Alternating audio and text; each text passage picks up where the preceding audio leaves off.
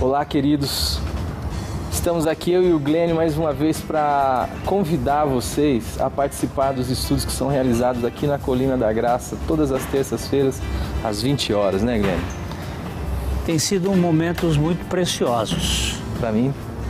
Nessa desconstrução do modelo religioso, que é pesado, e na construção daquela realidade espiritual que é o Evangelho, eu tenho sido tremendamente impactado com a palavra de Deus e eu convido a você para estar com a gente nesse processo que tem sido benéfico para muitos e certamente para você será uma oportunidade muito preciosa.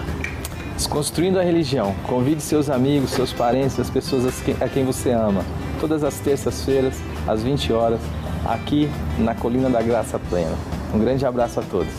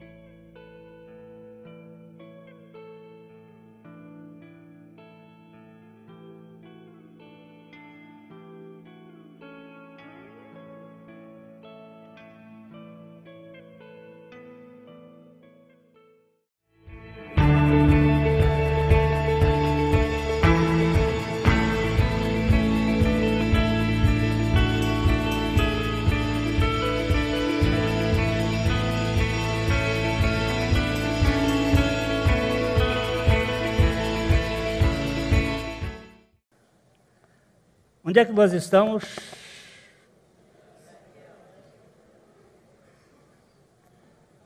Daniel.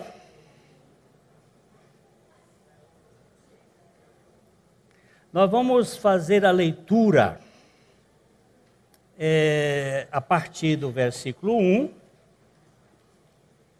Nós vamos até o versículo 16. Depois a gente vai voltar um pouquinho. Então, Dodô, você vai lendo aí do 1 até o 16. Pode ir lendo devagar, mas com ênfase, viu?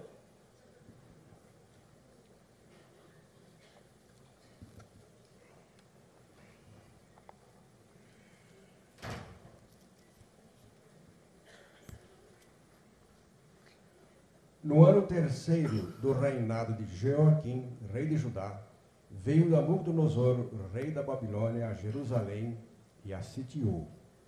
O Senhor lhe entregou nas mãos a Jeoaquim, rei de Judá, e alguns dos utensílios da casa de Deus.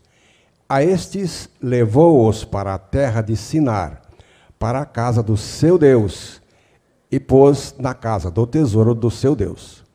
Disse o rei a Aspenaz, chefe dos seus eunucos, que trouxesse alguns dos filhos de Israel, tanto da linhagem real como dos nobres, jovens sem nenhum defeito, de boa aparência, instruídos em toda sabedoria, doutos em ciências, versados no conhecimento e que fossem competentes para assistirem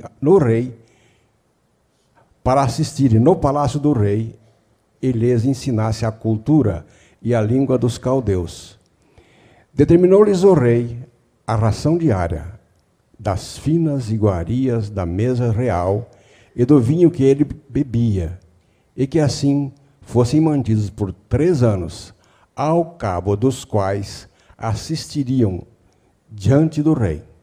Entre eles se achavam, dos filhos de Judá, Daniel, Ananias, Misael e Azarias. O chefe dos eunucos lhes pôs outros nomes, a saber, a Daniel, a Beltesazar, a Ananias, o de Sadraque, a Misael, o de Mesaque, e a Azarias, o de Abednego. resolveu Daniel firmemente não contaminar-se com as finas iguarias do rei, nem com o vinho que ele bebia. Então pediu ao chefe dos eunucos que lhe permitisse não contaminar-se. Ora, Deus concedeu a Daniel misericórdia e compreensão da parte do chefe dos eunucos.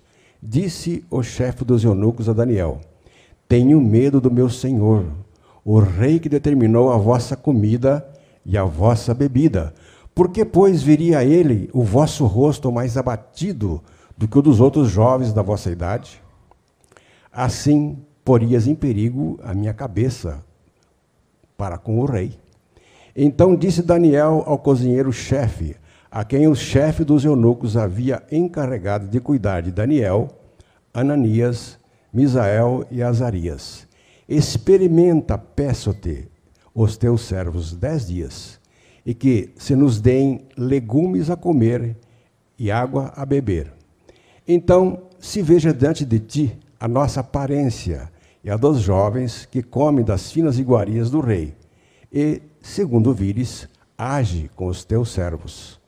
Ele atendeu e os experimentou 10 dias. No fim de 10 dias, a sua aparência era melhor. Estavam eles mais robustos do que todos os jovens que comiam das finas iguarias do rei.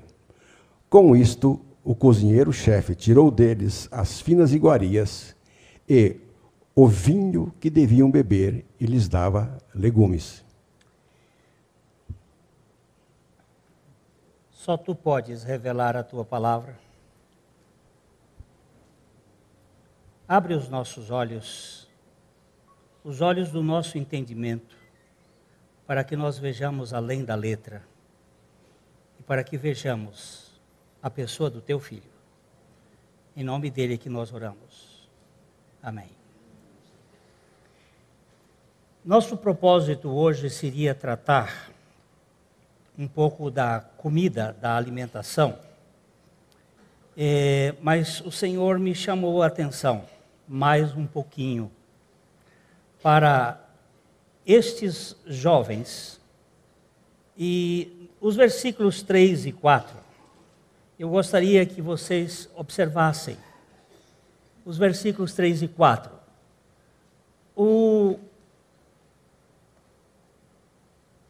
mundo, ele tem uma filosofia, e ele pretende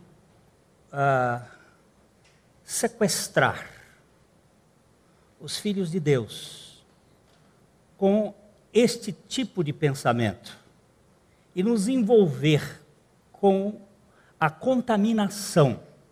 Você presta atenção que lá adiante ele vai dizer que as iguarias estavam contaminadas. Não é que elas estivessem apodrecidas. Não se tratava de alguma coisa como veneno ou passou do ponto, mas tratava-se de coisas consagradas aos ídolos. Ele diz que Aspenaz, chefe dos eunucos, trouxe alguns dos filhos de Israel, tanto da linhagem real como dos nobres, e o verso: jovens sem nenhum defeito, de boa aparência, instruídos em toda a sabedoria, doutos em ciência, versados em conhecimento, que fossem competentes para assistirem no palácio do rei e lhes ensinasse a cultura e a linguagem dos caldeus. O mundo sempre quer o melhor do povo de Deus.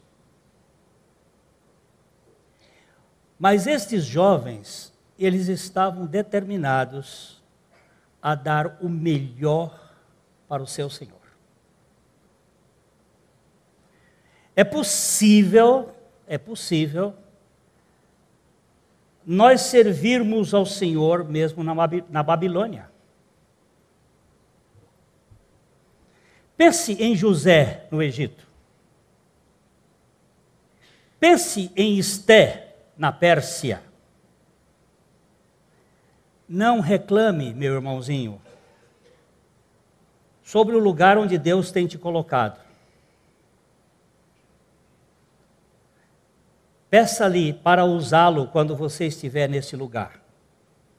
Às vezes nós criticamos muito o mundo em que nós estamos vivendo. Nós criticamos muito essa situação e às vezes eu tenho dito, Senhor, vem logo. Mas eu quero dizer que o mundo em que Daniel estava vivendo não era em nada pior do que o nosso. Era um mundo muito perverso, terrivelmente transtornado. Era um mundo sodômico e idólatra. Com essas duas palavras eu digo tudo que precisa ser dito. O mundo quer mudá-lo e torná-lo um conformista. Mas Deus pode levá-lo a se tornar alguém que seja de fato um transformador. Nós não precisamos tomar a forma do mundo. Vamos dar uma olhada em Romanos capítulo 12, versículos 1 e 2. Vamos olhar esse texto de Romanos 12, 1 e 2.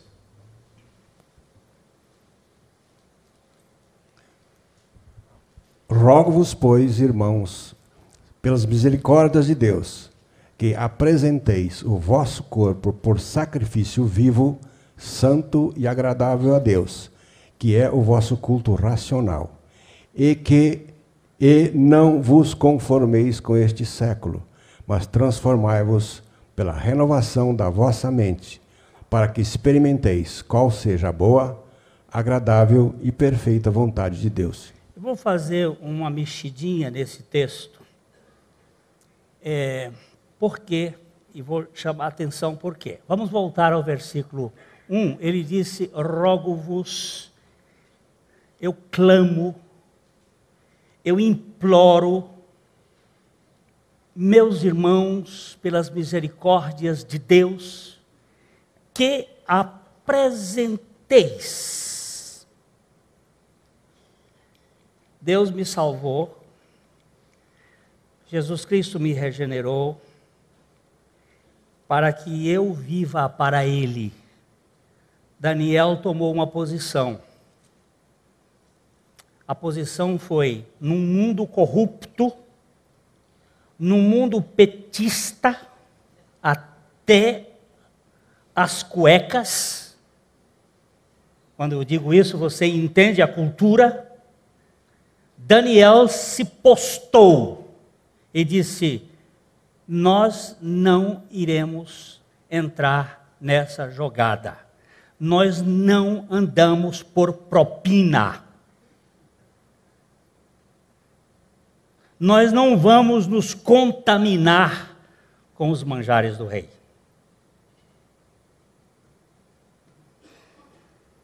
Não vos conformeis com este mundo. Presta atenção. Esta versão aqui é babilônica. Essa tradução não é uma tradução bíblica, porque este verbo está na voz passiva. Só que a voz passiva, no grego, pode ser também traduzida como voz reflexiva. Mas eu nunca vi uma pessoa se transformar. Eu só conheço gente que foi transformada por Jesus Cristo. Porque não existe salvação fora de Jesus Cristo. Se houvesse, seria possível. Perguntaram uma vez para Jesus, os discípulos, por que o Senhor fala por parábola? E não fala diretamente. Ele disse, para que ouvindo não ouçam, e vendo não vejam, e não se convertam e sejam por mim perdoados. Mas o senhor não quer converter as pessoas? Eu quero. Mas uma pessoa que se converte não é convertida por mim. E se ela não é convertida por mim, não podemos confiar, porque o coração do homem é maligno e é desesperadamente corrupto.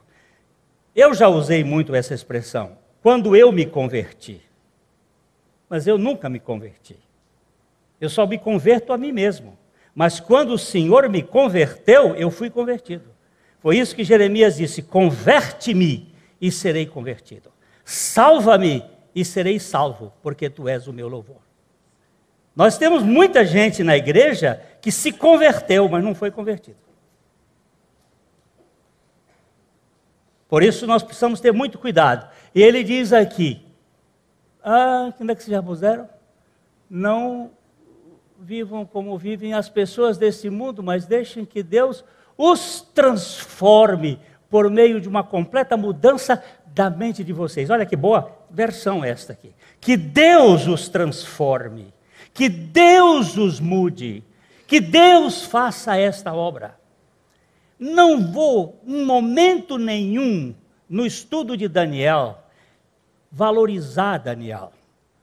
Eu vou, em todo o tempo que nós estivermos estudando Daniel aqui, é valorizar ou reconhecer o valor do Deus de Daniel.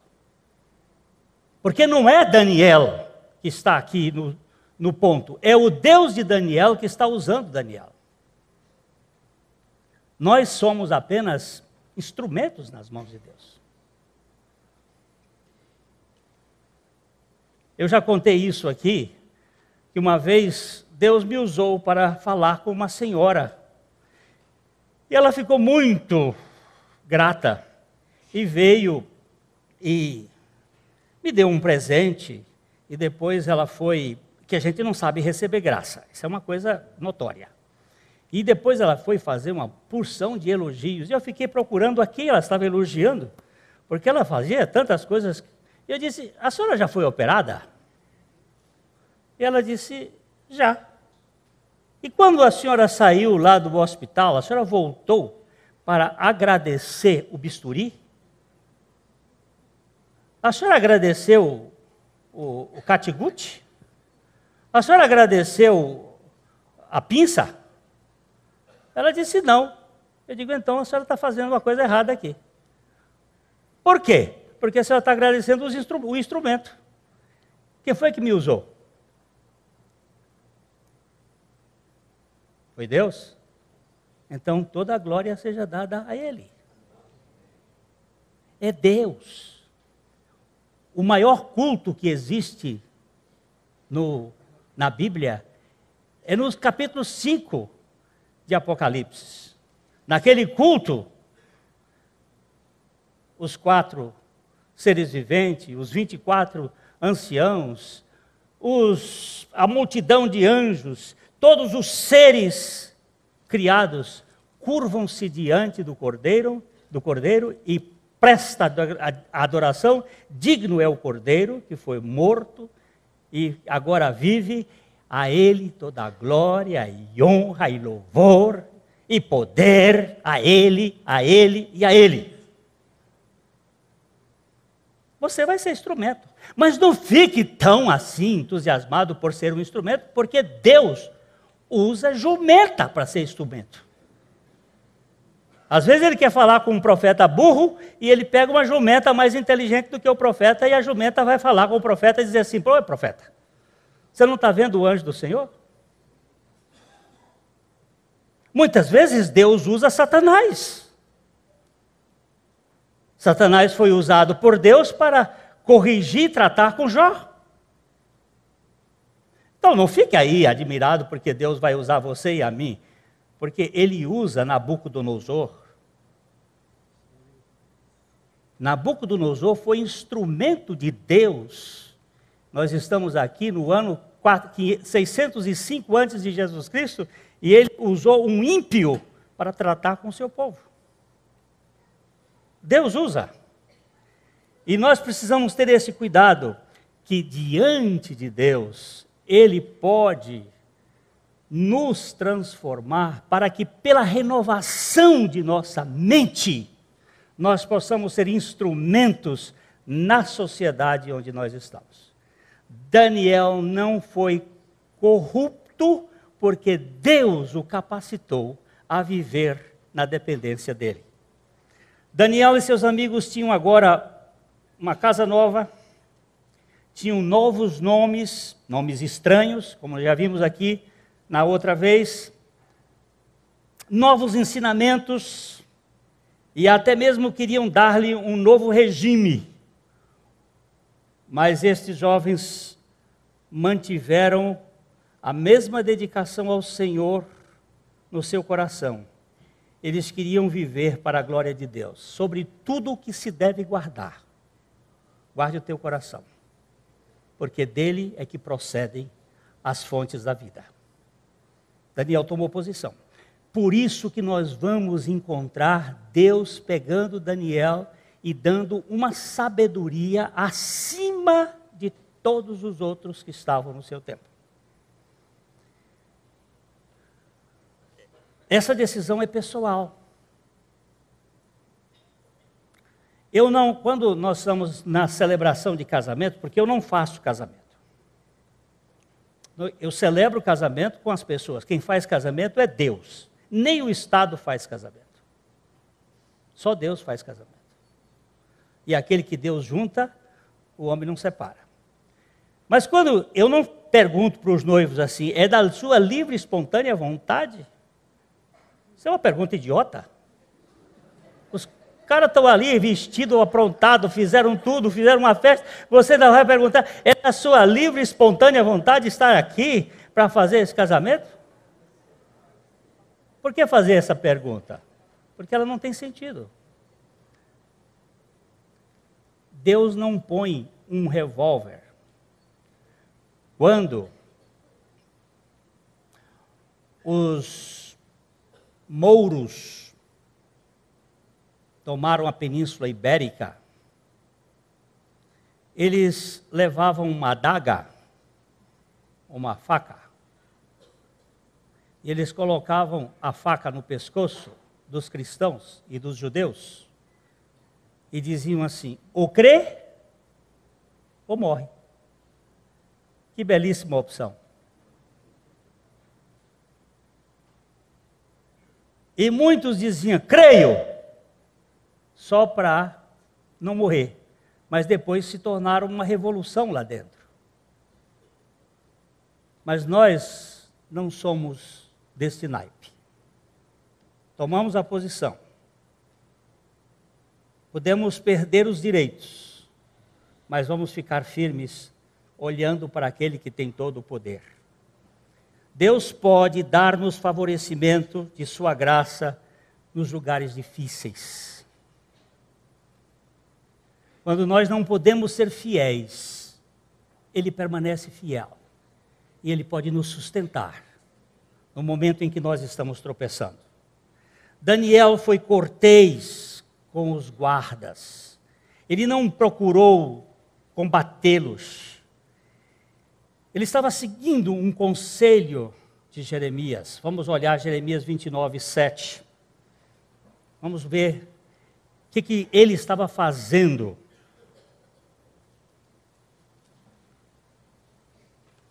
Jeremias 29, 7. Pode botar na outra versão mesmo.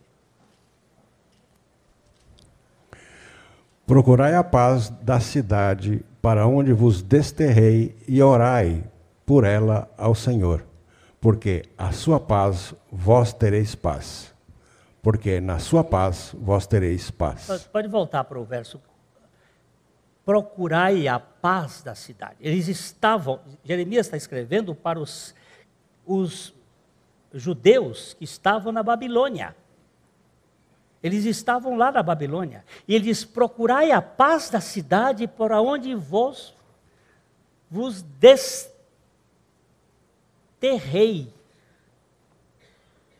Quem estava desterrando?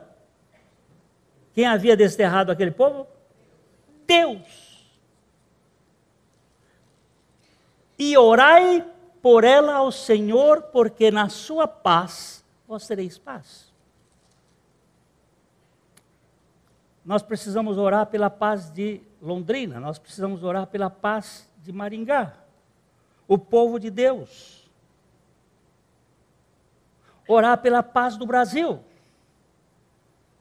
Mas esse país está uma desordem, mas nós não fomos chamados para corrigir esse país, nós fomos chamados para ser sal e testemunho, e o testemunho nosso vai ser através da pregação e da oração, e do testemunho de vida.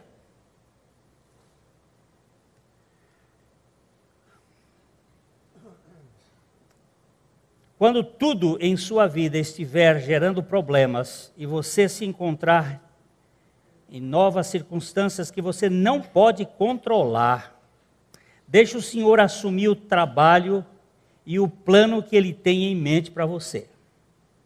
Vamos ver nesse mesmo texto de Jeremias, que é Jeremias 29, o versículo 11, onde o Senhor está falando com o povo que estava lá no cativeiro.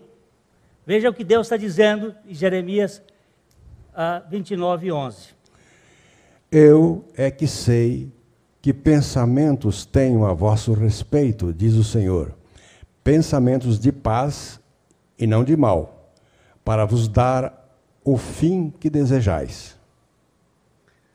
Preste bem atenção ele dizendo, eu trouxe vocês para cá, mas vocês precisam entender quais são os pensamentos que eu tenho, diz o Senhor. Veja o verso 12, depois o 13. Então me invocareis, passareis a orar a mim, e eu vos ouvirei. Volta de ler ao 11 agora de novo. Eu é que sei que pensamentos tenho a vosso respeito, diz o Senhor.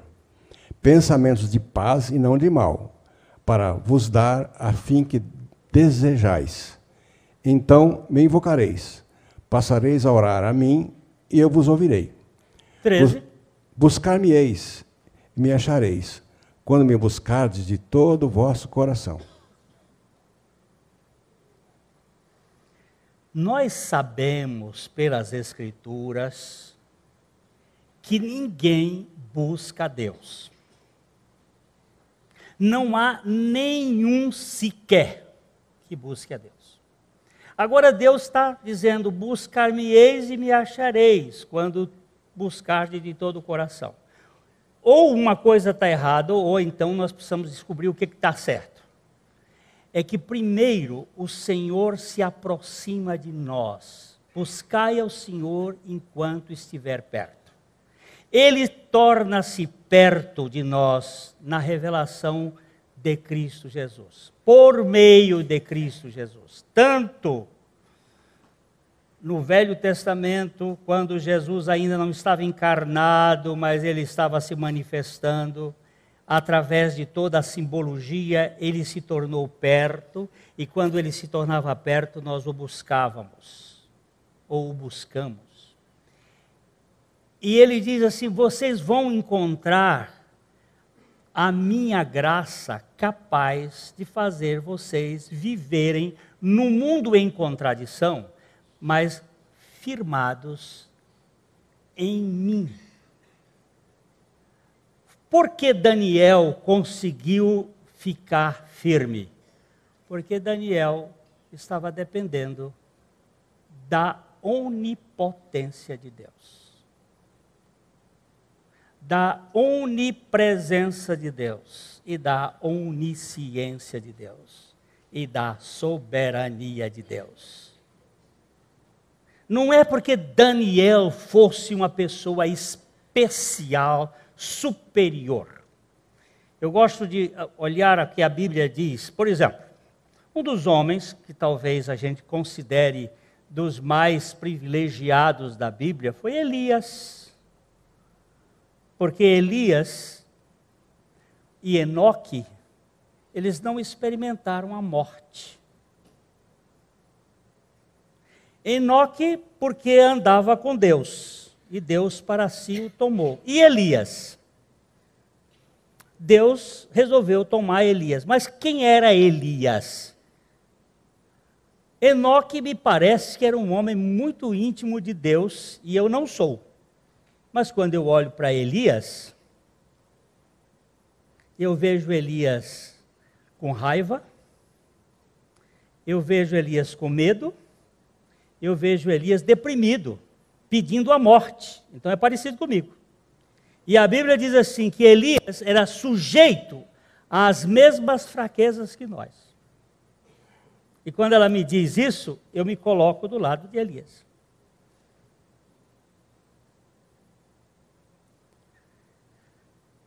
E esse Elias, que subiu até as alturas, não morreu, um dia estava com Jesus lá no Monte da Transfiguração, juntamente com Moisés, porque o corpo de Moisés também ninguém sabe para onde foi.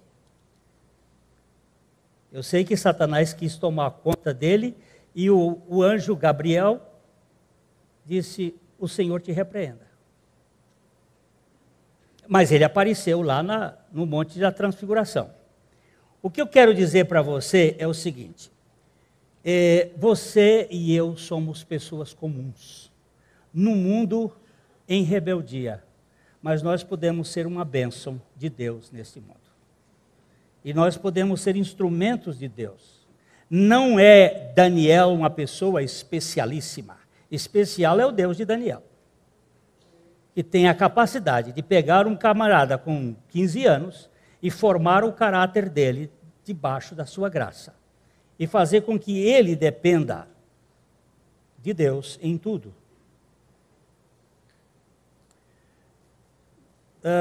Se o seu coração estiver dependente dele, se o meu coração estiver dependente de Deus, a sua mão, isto é, a mão de Deus, vai trabalhar por você e por mim.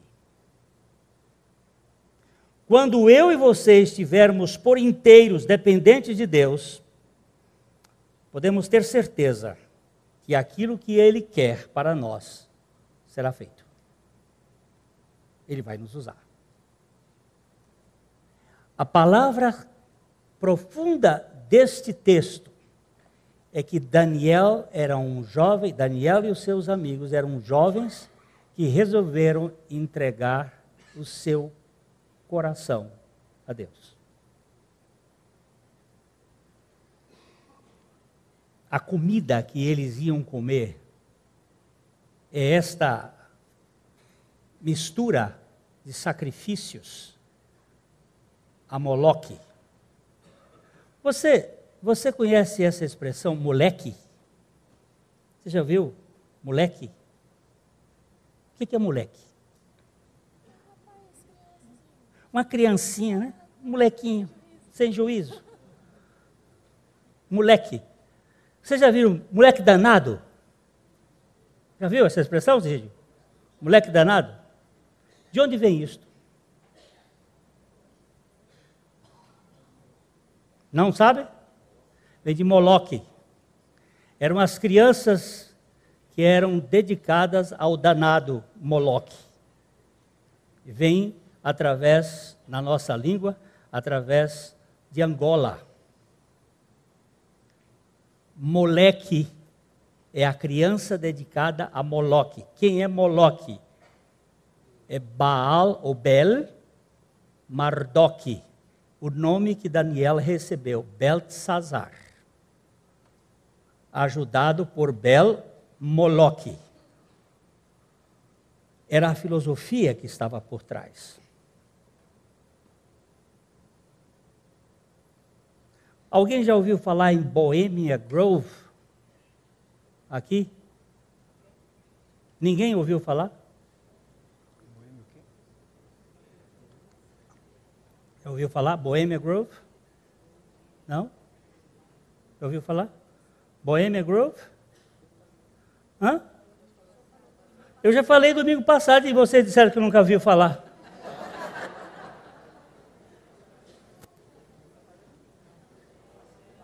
O que é Bohemian Grove?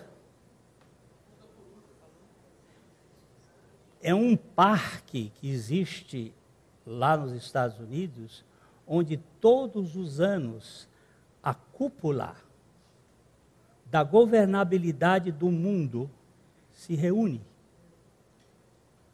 Deixa eu só deixar aqui uma coisinha para vocês. Quantos são os números em algarismo romano? Quantos são os números em algarismo romano?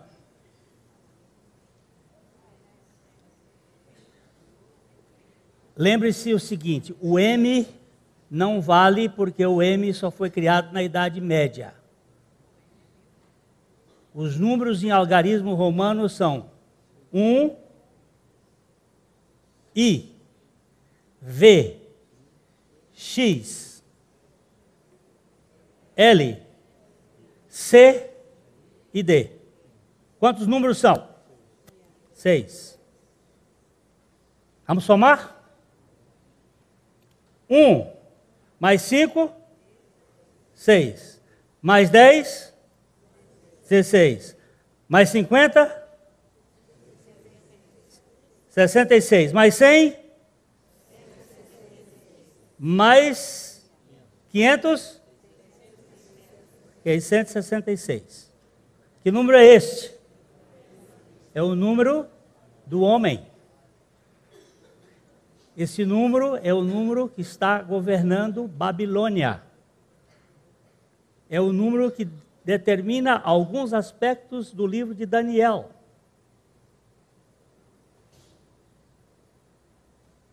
Os sátrapas eram governados por este número. Existem 666 pessoas na pirâmide. Que é a pirâmide? O olho que tudo vê. 3 lá em cima, 13 no segundo grau, 50, 100 e 500. Quem são estes homens? Você não vai saber nunca.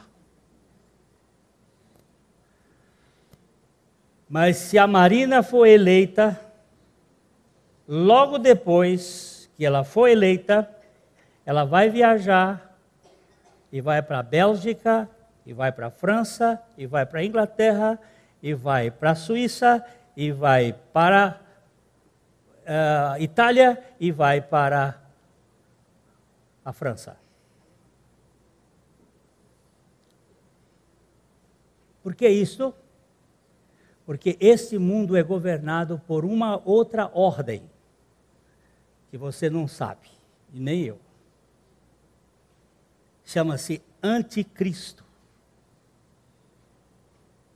E é isto que vai chamar muita atenção no livro de Daniel, porque as profecias são absolutamente precisas, tão precisas que eles acham que ou foi um romance escrito depois dos acontecimentos, ou apenas fatos que foram catalogados. Porque a precisão é absurda. Quando nós entrarmos no capítulo 2, vamos verificar a sequência da governabilidade do reino babilônico, do medo-persa, do grego, do romano e até os nossos dias, os artelhos, quando a pedra há de cair sobre os seus pés e haverá a destruição de todo esse sistema.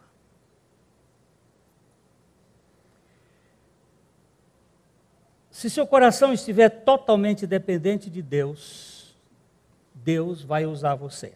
Atreva-se a ser como Daniel e os seus amigos.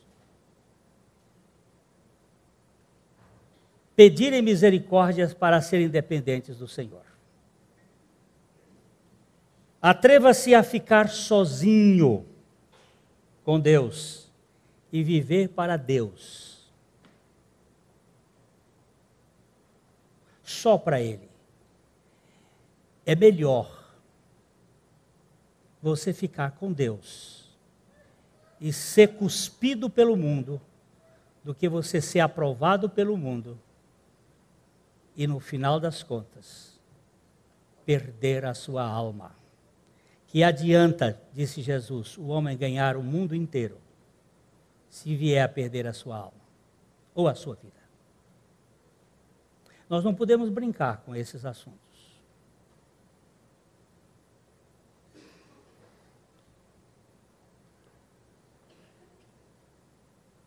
O castigo que nos traz a paz estava sobre ele. E pelas suas pisaduras nós fomos tratados. Não podemos vender a nossa alma para esse sistema.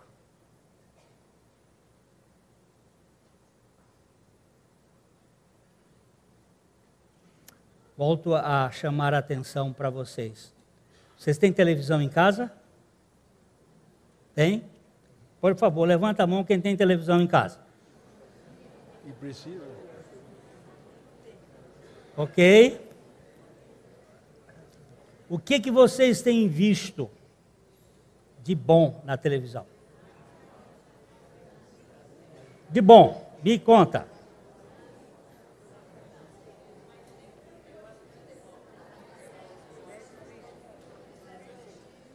Ó, a defensora dos Illuminati está ali. Ela diz que tem futebol, basquete, vôlei, hein? Natação. Agora, eu vou perguntar para vocês. Quando foi que esses esportes começaram?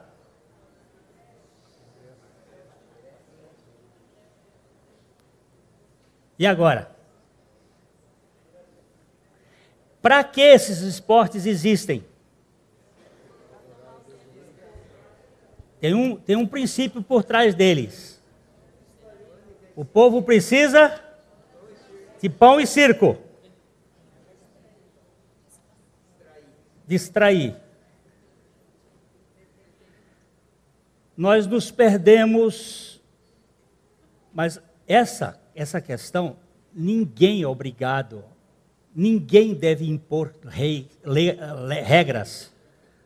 Ninguém. E Deus também não vai colocar. Ele não vai botar um revólver na sua cabeça. Você tem que ser livre. Mas você tem que decidir. Não me contamino com os manjares do rei. Não vou comer esta saprofagia. Dá para entender, não? O que é saprofagia, sabe? Sabe o que é saprófago? Carniça. Eu não sou cogumelo. Aí vocês vão entender a comida que Daniel comeu. Verduras, flores, frutos, sementes. Mas ainda quando não eram contaminados. Vou ter que falar sobre isso ligeiramente. Existe uma doença chamada barriga de trigo. Você já ouviu falar nisso? Pois é. Barriga de trigo é uma doença que está matando gente. Porque o trigo, antes de 1945, tinha 16 genes. Depois de 45, hoje nós estamos com 45 genes no trigo. O trigo foi mudado. E ele hoje é um veneno branco. Nós estamos sendo infectados com trigo. Pode falar, doutor Junô. Pode falar, já escutei. Comendo o pão que o diabo amassou. Mas é bom. A filosofia do mundo vai nos mantendo entretidos com um sistema. Vocês, por favor, domingo passado eu falei, vejam quem escreve as novelas da Rede Globo, por exemplo.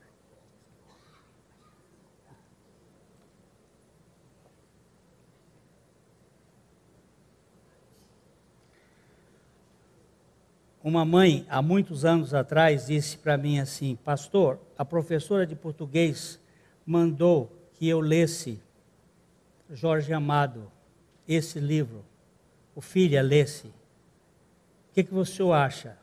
Eu disse, cada um come o que quer. Mas não é cultura? Tá bom. É cultura. É por aí que começa a coisa ir despencando. Vamos voltar ao bolo da mãe e os filhos. A mãe, os filhos adolescentes. Filhos, mamãe, por que a senhora não quer que a gente vá para esses ambientes? Por quê? Todo mundo vai. Por que a senhora fica pegando no pé da gente? É só um pouquinho que nós vamos lá.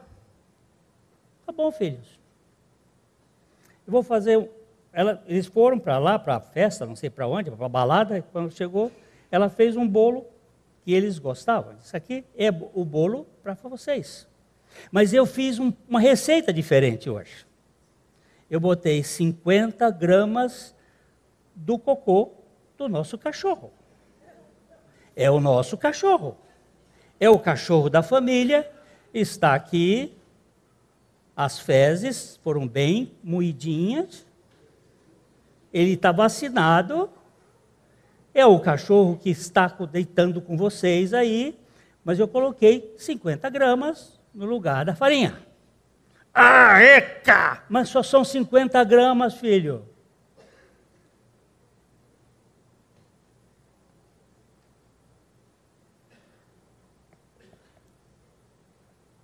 O que é a gente gastar 30 minutos assistindo o quê? Império?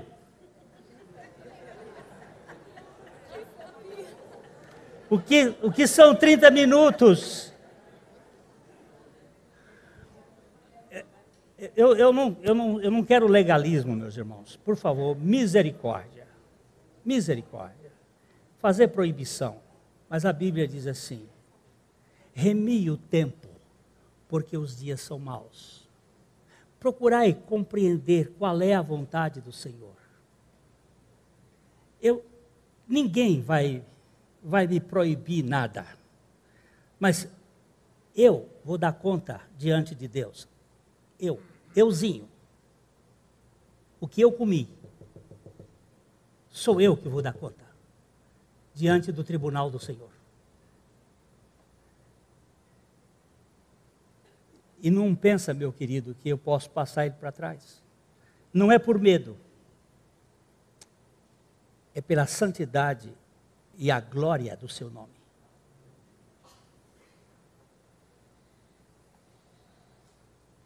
Não quero essa comida podre. Me desculpem.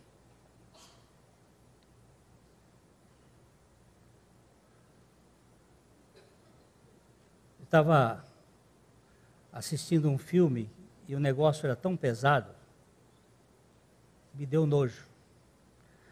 Aí uns irmãos foram falar sobre um filme. Pastor, o senhor já viu? Eu nem me lembro o nome do filme. Como é, Junô? Aquele que era pesado. Um pesadésimo aí, que me disseram assim, não assista não. É um que é uma monstruosidade. É um filme muito pesado. Wall Street. É esse mesmo, da Wall Street. O Lobo de Wall Street. Aí disseram, o senhor precisa ver. Aí eu disse assim, edificante? Não. Aí eu já começo a botar a peneira. Quais são as peneiras? Hein? São 3 peneiras. 3 peneiras. É bom? É verdadeiro? Edifica? É bom? Passou? Não é bom. Então, para que eu vou querer? É verdadeiro? É verdadeiro. Edifica? Não edifica. Tem que passar nas 3. Passou só numa. Se não passar nas 3, não come. Mas quem vai decidir isso? Nós.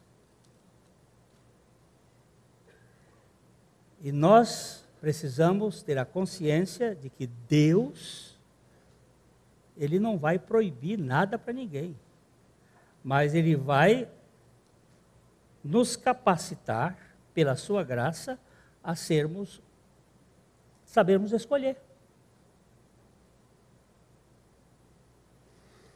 Minha filha, olha, por favor,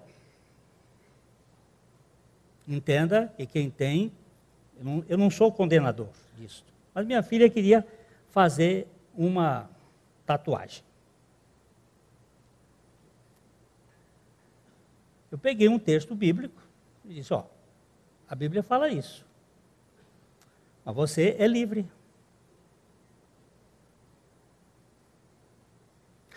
Se Deus quisesse que eu nascesse com tatuagem, Ele tinha feito um bocado de tatuagem em mim. Agora, por que a gente quer? Isso tem que ser estudado mais profundamente. A tatuagem é um sentimento de que eu não sou adequado. Ou simplesmente uma corrente filosófica que corre no mundo. Eu não posso ser diferente, se está todo mundo usando.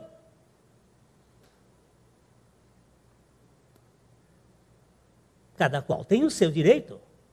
Eu não acredito que Deus vai tirar a salvação porque alguém é tatuado. Pelo contrário, Ele vai dar salvação ao tatuado. Mas eu estou falando de conceitos do que está governando a nossa mente. O que você quer na vida? Você quer ficar com Deus ou você quer ficar com a cultura da Babilônia?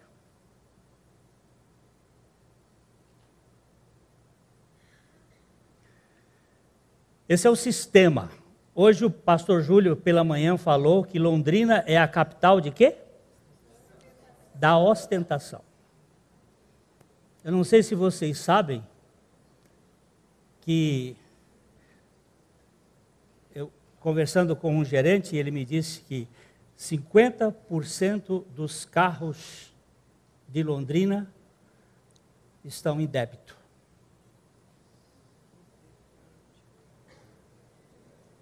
Pertencem aos bancos, estão em débito. As pessoas compram para esnobar. E Londrina é a primeira cidade do Brasil em número de carros por habitante.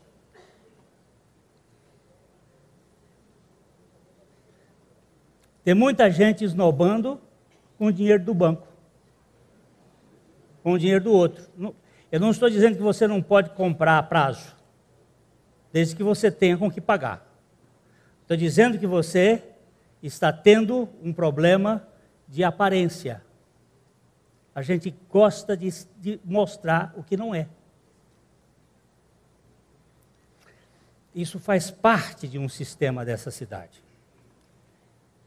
Daniel tomou posições, porque ele dependeu da graça de Deus.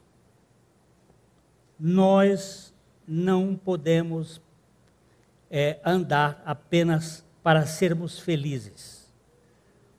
Vou terminar com um macaco da Universidade de Massachusetts. Em 1992, eles fizeram um trabalho com um macaco. Puseram um chip na zona de prazer do macaco. E puseram um botão.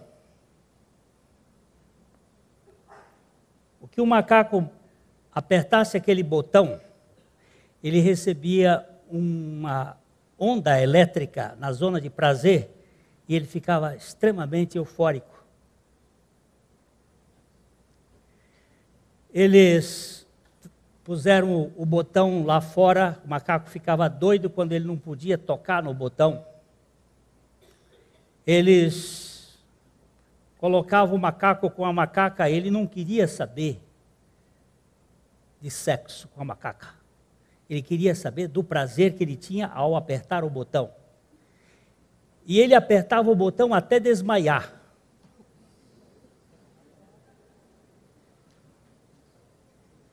Punham comida e ele não comia mais porque o que ele queria era o prazer que era colocado na cabeça. E o macaco foi nesse processo. Em poucos dias ele morreu. Porque o que ele queria era a felicidade. Nós vivemos no mundo da ditadura da felicidade. Eu tenho que ser feliz. E nós precisamos viver no mundo da realidade, da santidade. Eu preciso ser santo. E só Deus pode me fazer santo. Só Ele é capaz de nos fazer santos. A santidade não é projeto do homem, é um projeto de Deus. Por isso Jesus começa a oração do Pai Nosso dizendo: Pai Nosso, santifica o teu nome. Venha o teu governo sobre nós e seja feita a tua vontade. Satisfazes a nossa vida com o pão que vem do céu.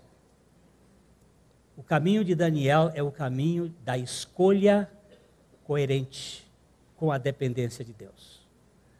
Nós precisamos olhar para o Senhor e depender do Senhor, porque só Ele pode nos fazer santos, porque o santo é feliz, mas o feliz não é santo.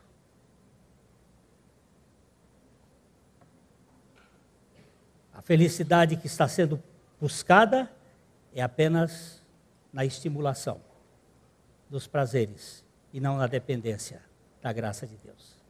Que o Senhor tenha misericórdia de nós. Vamos ver se na próxima vez eu consigo chegar no alimento. Nessa comida dos fracos, para depender.